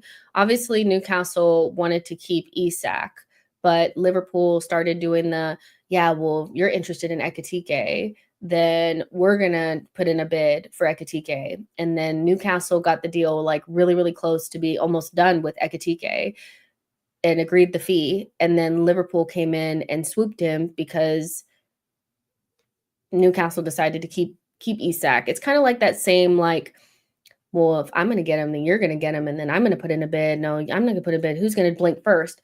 And I think ultimately Arsenal want Eze, but you know, Chelsea are there with Eze, so now we're going to Simons, and like now they're going to Simons, and it's just we're just bullshitting with each other. Like it's really just that simple. Both teams are bullshit right now. They're seeing who's going to blink first. And I think ultimately, like Chelsea will go for Xabi Simons mostly because Eze wants to come to Arsenal. And it's not just because I'm not just saying that because I'm an Arsenal fan, but even as a Chelsea fan, you probably understand that Eze will most likely want to come to Arsenal. You know, we don't have to do the whole like, you know, oh, but it's big Chelsea. He wants to come to Arsenal, you know, so if you don't feel like you can get him and we're gonna kind of like, you know, we're like right there, then you'll probably go get Xabi Simons instead because you clearly want to improve in that position as well. But nobody's going to be able to get Morgan Rogers, so now they're starting to look at different options. You know, Zachary says, Jess, can we add a women's segment at the end? I feel like we need to add a women's segment as a separate show, and I feel like the only reason why I say that is because I really don't want to hear people get back in the kitchen. Nobody cares about women's football, you know, that kind of stuff. So maybe we can do a women's transfer show like next week to kind of talk about the stuff that needs to happen there. Yeah, I think we'll probably end up doing that. Let's see. Mikey says Eze is going Arsenal, Simons is going to Chelsea. I think Mikey is spot on. Like I think, and it looks like you're a Chelsea fan. I think anybody can kind of understand like that's probably the likely trajectory of what's happening right now. I think maybe we even knew that Xabi Simons was like an option for you guys. So we kind of, you know, tried to do a little bit of like, well, we're going to go over there. It's just a game, you know, and I think Chelsea know that Eze would prefer Arsenal. So they're just going to go secure Xabi Simons. Good signing for them. And that leaves us as like just to get the deal done without you guys being all involved, you know, because you guys know you like to get involved with shit. So the man is literally in the process of moving to London and they can't announce it until all the docs are signed. Shame on you, Sporting. Sporting is just ridiculous. I would love Eze, but I'm fine with Simons. He is a smaller, younger, and probably more expensive. How true are all these Xabi Simons links? Was Eze a smokescreen for Xabi actually? And by the way, you're looking beautiful today, ma'am. Thank you so much. I really do appreciate that. That's really nice. I think that this Xabi Simons, Arsenal, Chelsea thing is just a game. I really think that, you know, I mean, Ben Jacobs has already said that Arsenal are actually focusing on Eze still. So I think it's just becoming a little bit clearer now. You know, Arsenal remain focused on Eze. For the Gunners, they will likely only bring in one of Eze or Simons if Martinelli and Trossard both stay in North London. So I had broken this down earlier because I know sometimes the way that some of these people word things, it's confusing. But essentially what he's saying is that let's say we don't sell either one of Martinelli or Trossard, then just Eze will come in or Simons, one or the other, but we're actually more focused on Eze. But should one of those go, meaning one of Martinelli or Trossard leaves, then maybe we could sign both. Now, do I think we're going to sign both? No. Do I think it's a little bit of like a, well, fuck around and find out. We may just sign both of those and then you'll be asked out, Chelsea. It's just a game. This is just a game. Putting out little bits and bobs here to, you know, unsettle Chelsea a little bit and get them off the scent of Eze. But, you know, it's pretty clear here that we're going to stick with Eze, and I think we should. I know Eze is older and maybe not as a coveted player in Europe, not as coveted of a player in Europe because he's never played in Europe yet. But we need a player that can play at left 8 or in midfield that's not going to get bummed off the ball. You know, I'm really kind of like, that's my biggest concern with Xabi Simons is Arteta requires his midfielders to duel, you know, and I'm not sure that he's going to have the,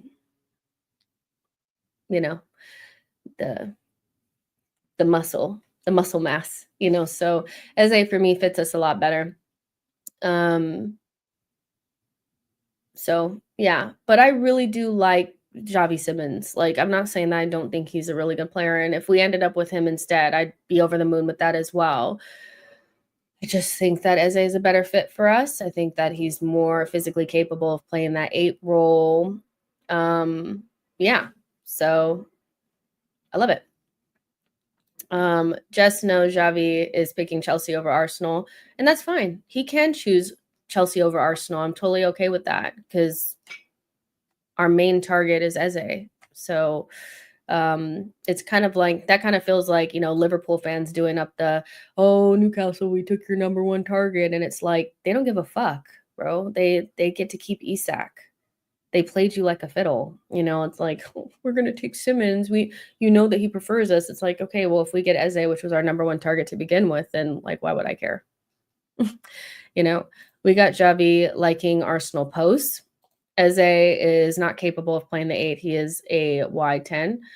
I think he's capable of playing 8, but again, we've had this conversation many, many a time that you say you're going to play left 8, and then people are like, yeah, but he's not 8.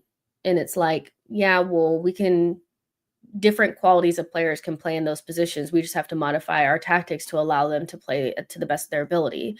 When I say he can play the 8, I mean he can play in that left-hand sided left center mid that we have at Arsenal.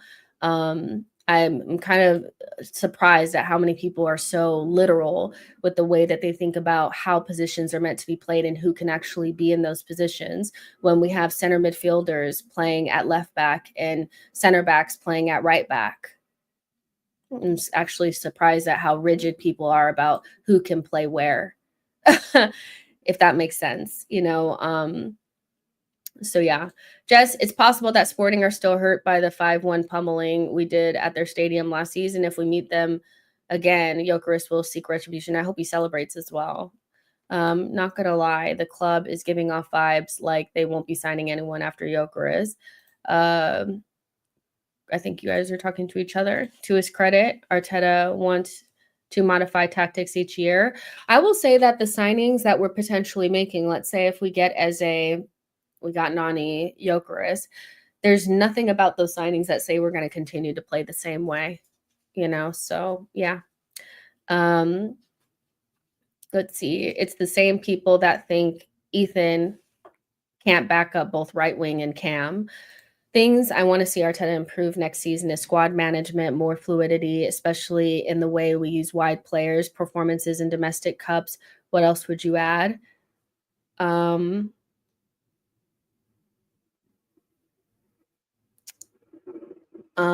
Win trophies, maybe. No, I agree with a lot of those things. Squad management, probably just more aggressive attacking principles that are more built around what we can do to other teams and not necessarily trying to prevent other teams from hurting us. Being a little bit more, like you said, the squad management and rotations, light rotations, not being forced into them through injury, but, you know, lightly rotating throughout the season. Quicker subs. I think we kind of wait until the 80th minute until all is lost, and then we throw the kitchen sink, and the kitchen sink is Ben White off of the bench, you know, or changing the DM or the fullback a little bit more aggressive. And yeah, that's probably the things that I would want him to work on. If you're spending 60 million and need an 8, just sign an 8, not someone who might adapt to an 8, possibly, just my opinion. Well, you have different players that can do different things. Like we have Trossard and Martinelli that are both left wings in our system now, but they're completely different players that have entirely different qualities. In those 8 positions, you can make people more advanced. You can have people have a freer role.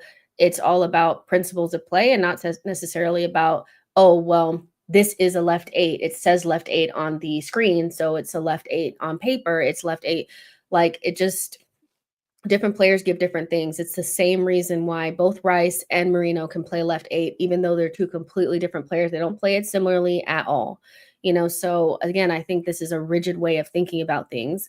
And the reason why you'd want to have somebody like Eze that can play left center mid for Arsenal, that's not necessarily left 8 in the most rigid and most like one track mind way that you can think about it is, if we need more goals, or we need to be able to break down deep blocks, or we need to be able to have a different look, we can play both Odegaard and Eze together, or you can play Eze and Rice, or you can play Eze and Ethan. You have different options, and not a single one of those players are anything alike. They're all completely different and offer different things, but they can all kind of play in those same positions. And so it's not about spending 60 million on somebody that's going to play 8, just buy an 8. It's about those positions need to have different types of players that can do different things so that we can attack in a different way. And I'm very surprised at how people think about it so rigidly, because it's like, clearly you can play different ways and have different ways of unlocking teams, African Soldier, thank you so much for your super chat, says Arsenal is a disgrace from holding up for 7 million when Sporting has cut price for a world-class player that could easily get 190 100 million for. Thanks for your super chat, but I'm just kind of like, I know that there's like this desperation to make Arsenal the villain in every single story, but this is not it. Arsenal first of all, Sporting should have never agreed to the gentleman's agreement, which is what got them in trouble to begin with. We went to the gentleman's agreement amount and then also increased. Gyokeres took away wages. His agent took away his percentage. All three of those entities have done something to make this deal work. And in a negotiation, everybody gets a little bit of something and loses a little bit of something. Sporting hasn't done that.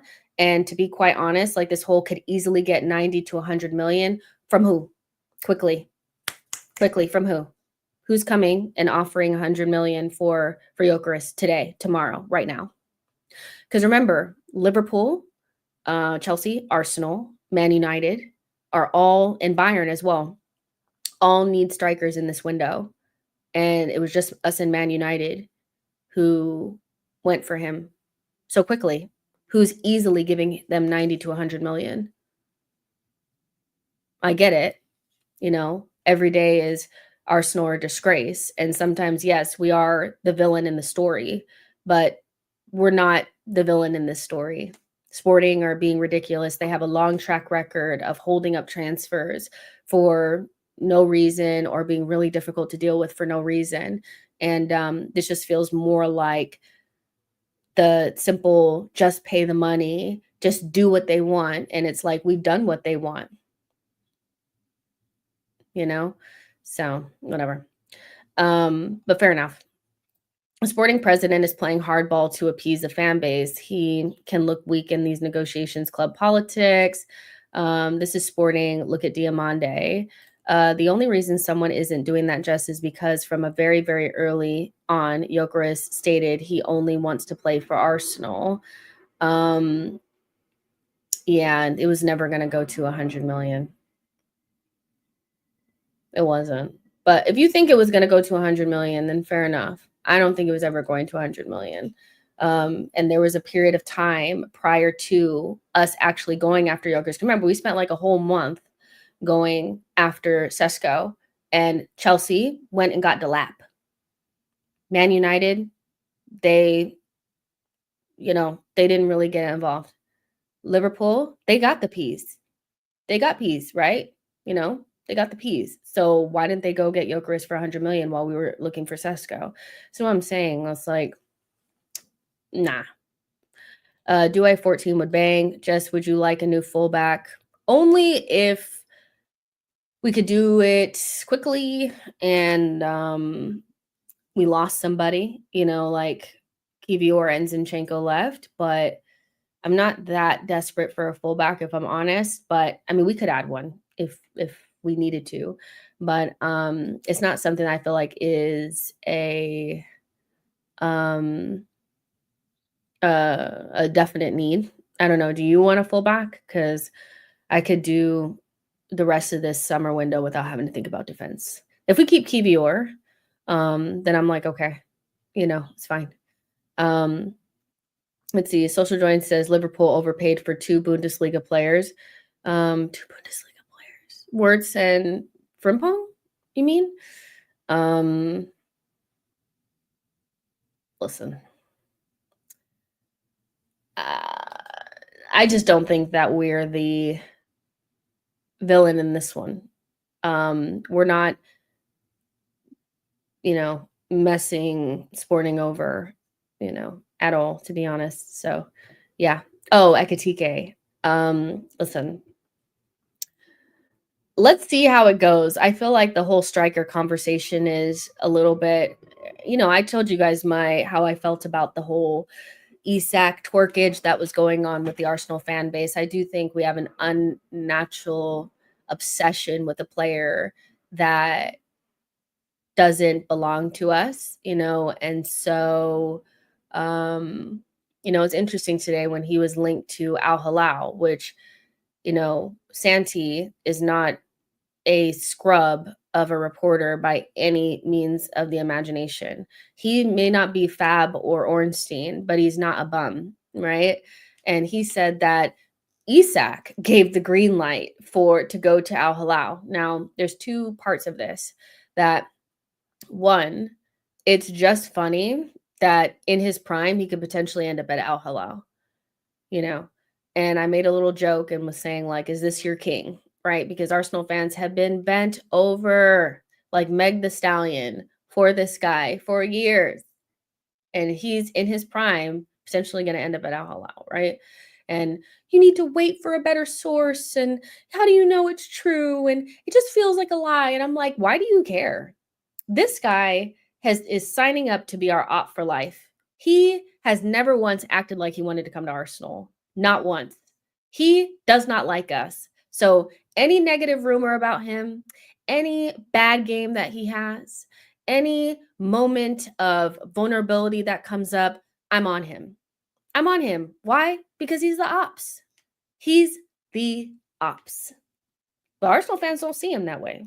They see him as the future, their king, their savior. And I'm like, this is not your king, And it's just so funny. Now, the second part of this is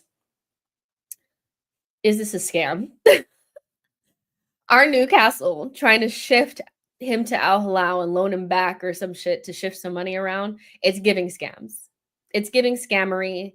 It is giving like just the most crooked thing ever, right?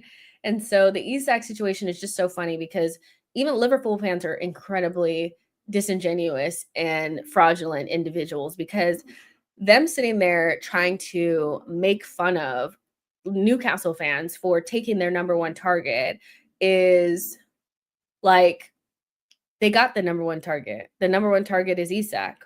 Do you want to keep the better player? Like, what do you mean? They're so shameless. Well, we're getting the better one, blah, blah, blah. It's like, what? So that was funny. But, at the end of the day, I'm just excited that whenever this Gyokeres deal actually does get done and we can move on from the nightmare that is dealing with Sporting for a player, I would say that it's just nice to know that we'll have a striker in the conversations. We've had no striker for so long. No offense to Jesus, no offense to Havertz, but it's been like the other strikers are going bar for bar and shit, and we don't got anybody. I am excited to see how Havertz can, not Havertz, sorry, Gyokeres can live up to the back and forth with strikers in this league. Because funnily enough, I think he'll do well. So it's just nice to know that we'll have a striker in those conversations. But like I said as well, I'm going to go to bat for my player, and I'm not going to bend over for someone else's. I think Isak is a fabulous player, and in another life, he should be an Arsenal player. But it just goes that far. Like, it's done. It's done. It is what it is. He's an op. As far as I'm concerned, every time he messes up, every time he's vulnerable, every time he plays like shit, I'm on him. I'm not going to be sitting there backing him and making excuses for him, So it's just, yeah, I think we need to know what side we're on, at times. This whole obsession with Isak is just weird. Look at all the English clubs that have been fleeced by Portuguese clubs in the past. none taken for Jesus. He was not around. If he would have been, we would have had a striker. Isak will be loaned back to Newcastle. This is what I'm saying. It's giving scam, is it not? Like, clearly they need to move some money around, right? Because there's no way that he would really want to go to Al Hilal. You know, he was saying he wanted to play at a club that was going to win things. And I get that Al Hilal will win things, but like in Europe, you know, so we'll see. Have you seen Havertz? What are they turn the man into? Super soldier? What are they feeding him? Some of those pictures are photoshopped, guys. Don't get duped, you know. Some of those are photoshopped by sickos in our fan base that like Havertz in more ways than one. But I think that, you know, he can bulk up all he wants, but Gyokeres is here. Hopefully. So, yeah. But once we get a striker and it starts to bang goals, these delusions will fade away. And you know what? I think Nivek makes a really good point that once we actually get a striker, they'll fall in love with what we have and they won't always be looking at the grass is always greener. I think for some people, it's been really difficult watching, you know, Isak do so well at Newcastle. But I'm going to be honest. If you don't play for Arsenal, I'll recognize that you're a good player, but you're never going to catch me. Oh my God, he's just so good. It's amazing. Oh, he's baby Henri. Look at the way that he does this. Look up. I don't want to hear that. You know, enough. People being duped by before and after pictures.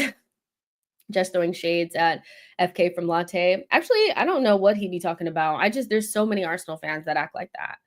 I'm exactly like you on this, Jess. I wish more fans embrace the tribalism that makes sports interesting. Seeing a Brazil fan support Argentina in the World Cup made me sick. It's just, listen, I'm going to utilize my energy for us. And as far as I'm concerned, as soon as Gyokeres signs, he's the best Swedish striker in the league. Just like even if I think that somebody is actually better than Saka, when I'm sitting in mixed company, it's going to be, well, Saka is better than so-and-so. Like, I sat up on Judge Mo's channel and backed our midfield the whole way. Everybody was, but so Caicedo's better than Rice. No, he's not. Yeah, but Palmer he goes missing. Yeah, but Enzo, blah, blah. Like, as far as they're concerned, I'm delusional, and that's fine. Latte is beta, so I'm not surprised he is that with Havertz. I mean, a lot of Arsenal fans that love Arteta love Havertz. It's not a coincidence. Isn't Gyokeres better than Isak before now? They are fellow countrymen, and I actually don't. We will not know what Gyokeres' true level is until he plays for us in the Premier League. But like I said, that has never stopped a rival fan from saying that their raggedy winger is better than Saka, has it? And I'm like, why don't we have that same energy with our players sometimes? You know what I mean? Sometimes, you know, we'll have it with Havertz. That's like the only player that they have it with, where he's surprisingly better than Haaland if you look at these underlying metrics, but we don't do it for nobody else. You know, as far as I'm concerned, our players, their shit don't stink. We'll talk about them with us, you know, with family. I can talk about them. You can't. You know, that's how we should be. Gyokeres is outscoring Isak at a tarnation level, UCL level, domestic level. What more do you want? People are photoshopping him. That's all kind of weird if it's true. Yes. I don't always back our players when we're talking to each other, but in mixed company, for the most part, you know, they're gonna be, oh, she's delusional. She thinks so and so, and I am delusional. Jess, you always back our players. I like how you dominate Don CFC on Judge Mo's channel. Listen, it's tough out here. You know, they're winning stuff, and you know their midfield is looking really good, but Rice scored those bangers of free kicks, and that's why he's better than so and so. You know, that I'm just gonna say what I need to say, you know. the Isak slander. It's not about Isak slander, but like, why are we holding a torch for a player that doesn't play for us? I feel like there's such a devout, like, consideration and, putting him on a pedestal and things like that. He doesn't like you. He doesn't want to be at Arsenal. He's not an Arsenal player, and he never acted like he wants to be. So why people are holding a torch for somebody that doesn't care if you live or die is like crazy to me. I don't really get it. I'm like, so what?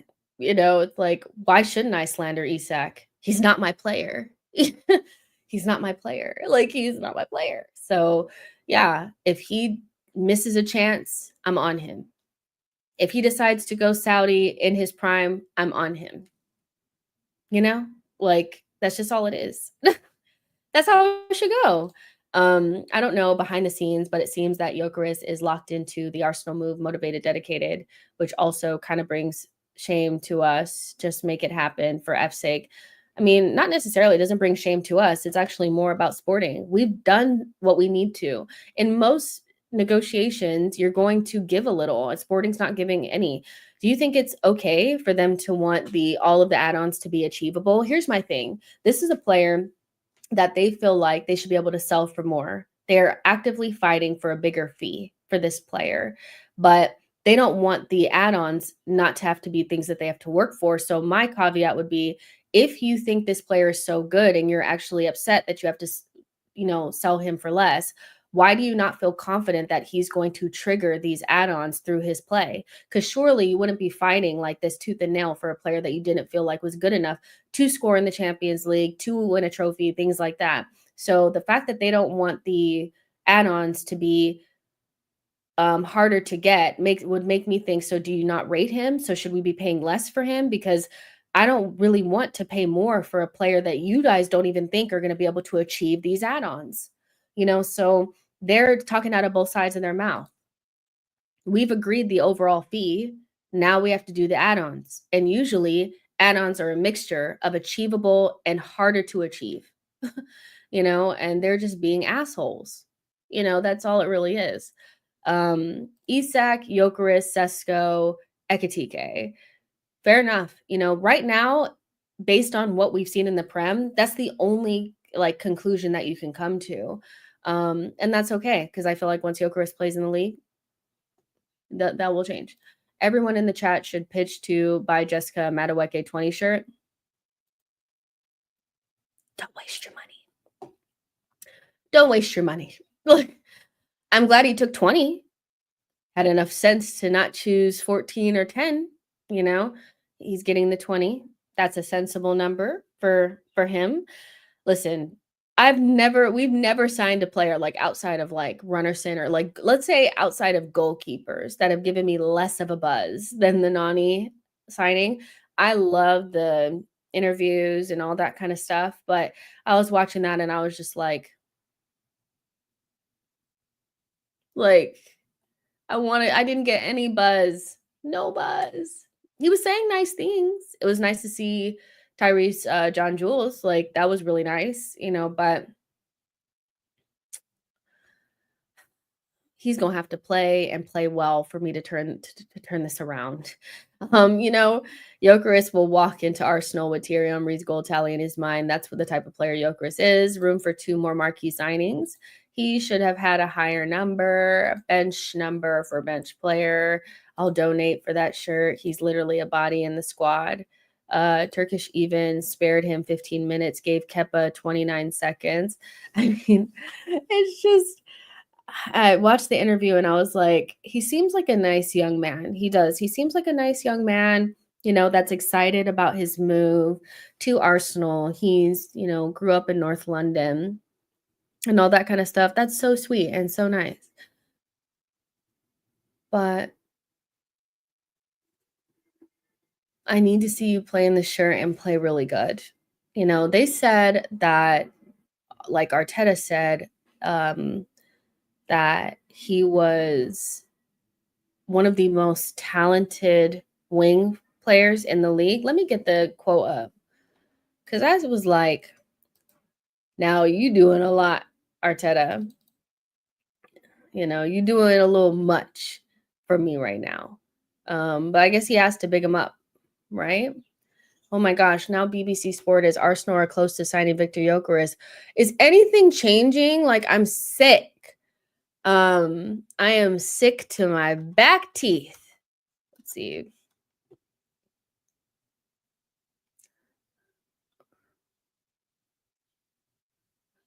Noni Madueke is one of the most talented wide forward players in the Premier League.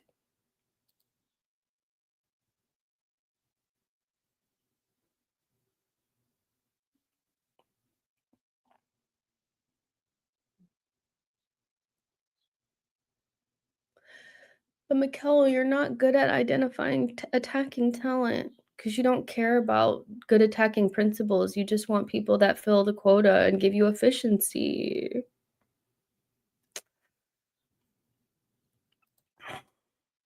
At just 23, Nani brings experience of club and international football.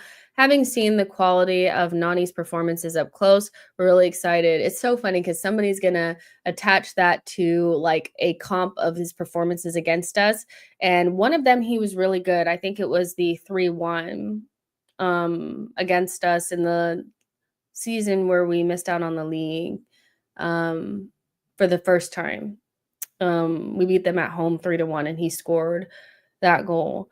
But the one where we beat them up 5-0, he was ass. You know, so up close, I don't know.